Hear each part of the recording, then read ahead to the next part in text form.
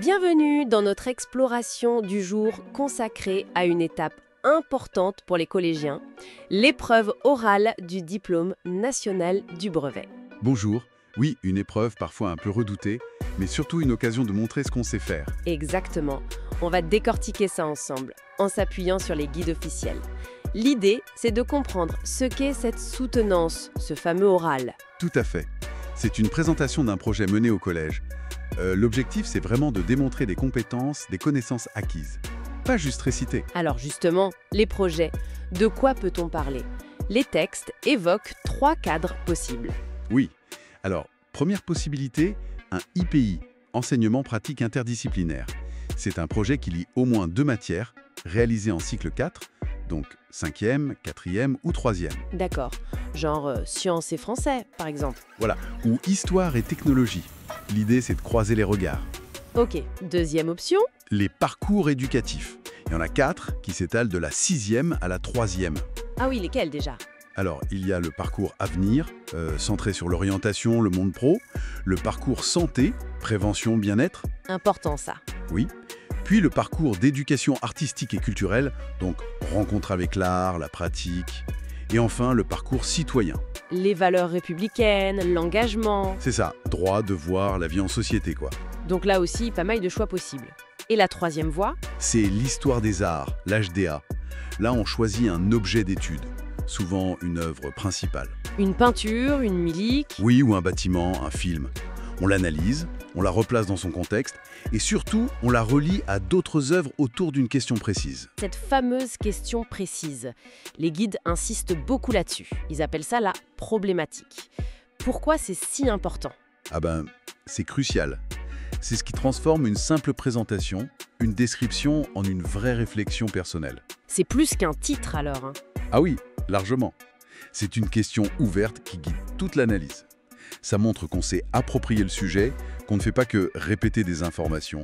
C'est, comment dire, le moteur de l'exposé. D'accord, ça donne de la profondeur.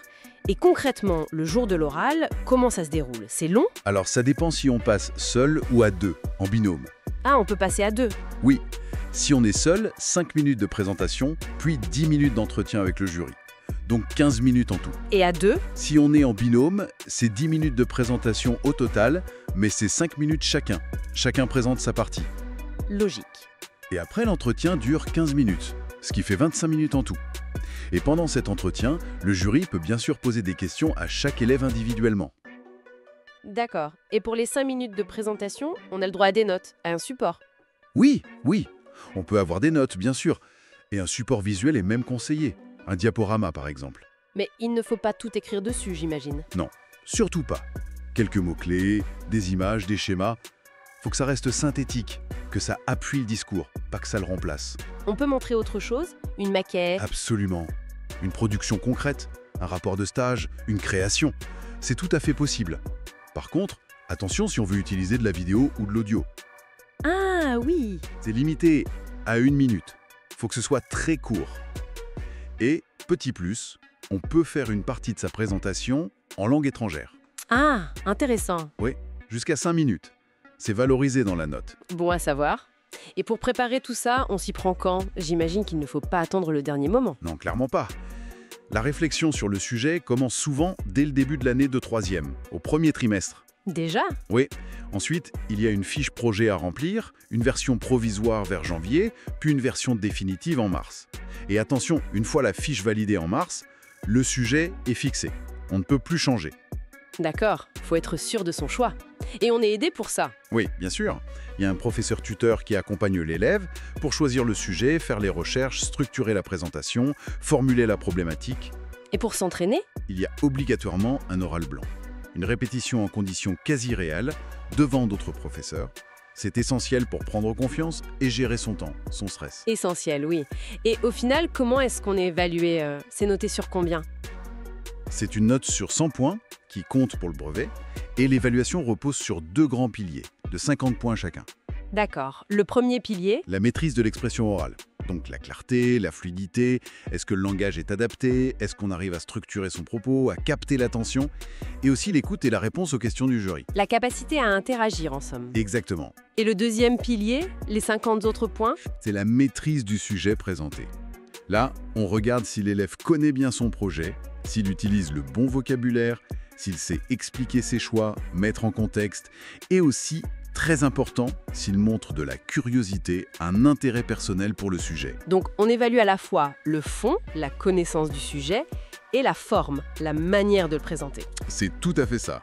Les deux sont vraiment liés. Et cette fameuse problématique, elle fait le pont entre les deux en fait. C'est elle qui donne la colonne vertébrale à l'ensemble. C'est clair. Donc pour résumer, cet oral, c'est bien plus qu'un simple exposé. C'est une démonstration de capacité à chercher, à réfléchir, à structurer sa pensée et à la communiquer. Précisément. Et c'est une étape importante avant le lycée. Tout à fait. Et ça m'amène à une dernière réflexion. Au-delà de la performance le jour J, de la note, est-ce que la compétence la plus durable qu'on développe ici, ce ne serait pas justement cette capacité à problématiser, cet art de poser la bonne question pour creuser un sujet? C'est une excellente question. Effectivement, savoir poser des problèmes, chercher des angles d'analyse, c'est une compétence fondamentale. Bien au-delà du collège, c'est sûr. Une compétence pour la vie en quelque sorte.